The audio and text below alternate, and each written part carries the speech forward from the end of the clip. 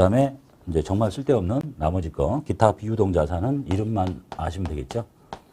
이미 이것들은 다 아래 급수에서 배우신 거죠. 기타 비유동 자산. 첫 번째가 보증금. 첫 번째가 임차 보증금. 임차 보증금. 반대는 뭐예요? 임대 보증금. 이건 부채예요. 이건 집주인 입장에서 받아놓는 돈, 세입자가 내놓은 돈, 나갈 때 돈 돌려받을 거니까 이건 나갈 때 줘야 되죠. 이걸 갖고 있다고 무슨 투자 목적도 아니고 집주인이 나가면서 이자 붙여주는 것도 아니니까 그냥 기타 비유동자산에. 그 다음에 전세권. 뭐 우리 집 살 때 보증금 얼마에 월세 얼마, 그럼 이건 보증금이고 그냥 전세 얼마 하면 전세권하고 똑같은 얘기입니다. 그 다음에 전신전화 가입권은 뭐 거의 요즘에는 없죠. 전신 또는 전화를 소유 사용하는 권리로서 이 권리를 얻기 위해서 지급된 설치비.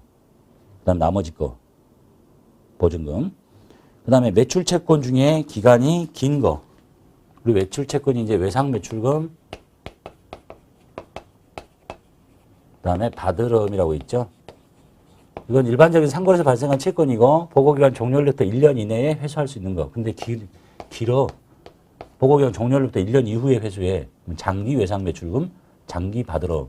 외상매출금은 1년 이후에 받는다고 해서 그 다음 이자 받는 것도 아니니까 무슨 기타 비유동 자산으로 가시면 되겠고, 상거래와 관련 없는 것이 뭐예요? 이제 미수금이죠. 기간이 길어. 장기 미수금 이렇게 보시면 되겠네요. 그 다음에 부도 어음과 수표 간혹 나오네요.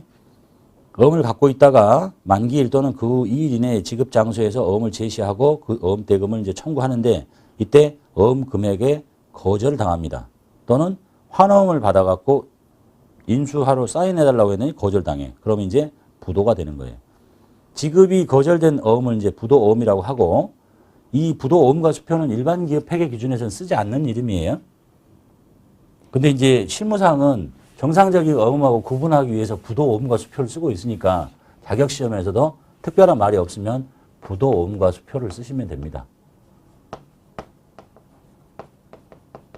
일반 기업 회계 기준에서는 없는 이름인데 정상적인 어음과 구분하기 위해서 살짝 빼놓는 거. 자, 그 다음에 어음이 부도가 되면 어음 소지인은, 어음을 갖고 있는 사람은 어음의 채무자에게 어음 금액을 청구합니다. 이걸 소구권이라고 하고, 이때 청구 금액은 원래 어음 금액하고 받아야 될 돈하고, 그 다음에 만기가 됐는데 돈이 나왔어야 되는데 안 나온 거죠. 만기부터 돈 갚을 때까지의 법정 이자, 그 다음에 공증인에게 대해서 지급거정 증서를 작성하는 비용이 들었다면 그것들의 합계를 다 달라고 해야 됩니다. 그래서 부도어음과 수표는 실무에서 정상적인 어음과 구분하기 위해서 관리 목적상 쓰는 임시적인 이름이고, 부도가 발생하면 부도어음과 수표 계정으로 처리했다가 이제 이렇게 한 거죠. 받으름이 있는데 받으름이 못 받게 돼서 부도어음과 수표로 이름을 바꿔놨어요. 이렇게 바꿔놨는데 이 이름은 일반 기업 회계 기준에서 쓰는 이름이 아니니까 12월 31일 현재 받으름 없애고 부도어음과 수표를 이렇게 바꿔놓은 거죠. 이렇게 정상적인 어음과 섞이지 않도록. 근데 이제 이게 이 이름이 일반 기업 회계 기준에서 쓰는 이름이 아니니까 그냥 가만히 놔두면 안 되지.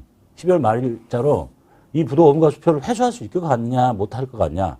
회수할 수 있을 것 같으면 이 부도어음과 수표라는 이름을 다시 빼고 다시 받으름이라고 이렇게 갈아 끼우고, 회수할 수 없을 것 같다고 판단이 되면 이제 진짜 대손 처리하는 거죠. 대손 충당금이 있으면 갖다 쓰고 없으면 대손 상각비로 처리하고, 그 얘기를 하고 있습니다.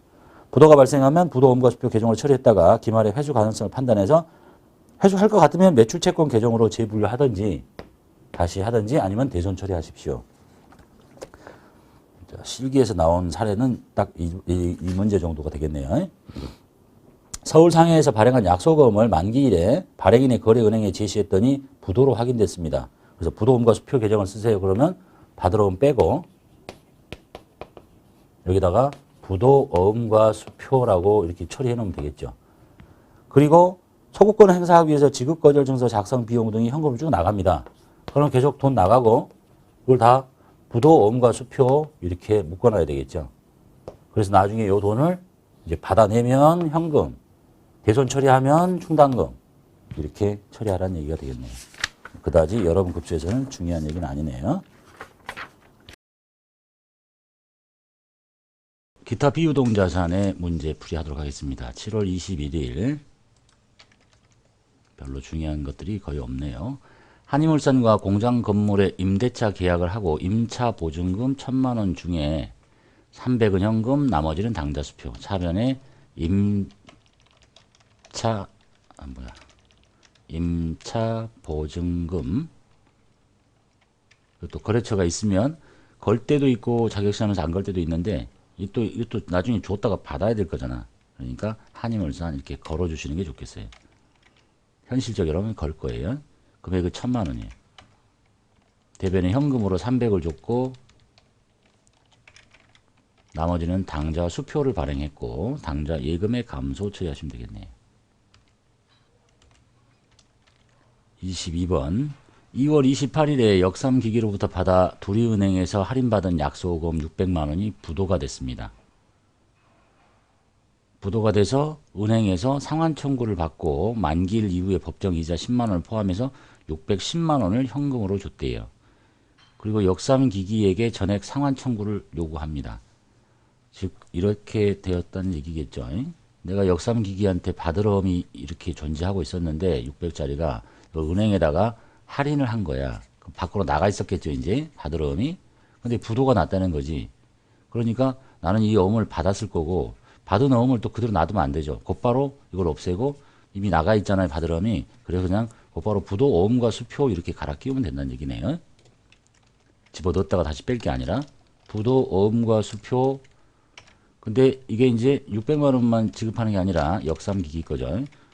금액이 은행에 10만 원 더 준 것까지 10만 원 더 늘려서 부도 어음과 수표는 610만 원짜리가 되는 거고 대변에 현금으로 은행에게 610만 원을 준 겁니다. 23일자 무사산업으로부터 받은 약소금 중에서 3천만 원을 만기일에 은행에다 제시를 했더니 부도가 됐대요. 집어넣으려고 갖고 갔더니 부도가 났대요. 당사는 거절증서 작성 비용 15만 원 등을 현금으로 별도로 주고 무사상사한테 함께 청구합니다. 부도가 났다고 해서 바로 대손 처리하는 거 아닙니다. 받으러움이 지금 나가 있지 않은 상황이죠. 받으러움을 없애요, 이제. 무사. 금액은 받으러움은 3천만 원짜리. 그리고 이거를 지급 거절증서 작성을 하기 위해서 현금도 나갔어요. 이만큼을 더 다 받아내야 되겠죠. 이걸 묶어서 부도 어음과 수표로 갈아 끼웁니다. 거래처 것이고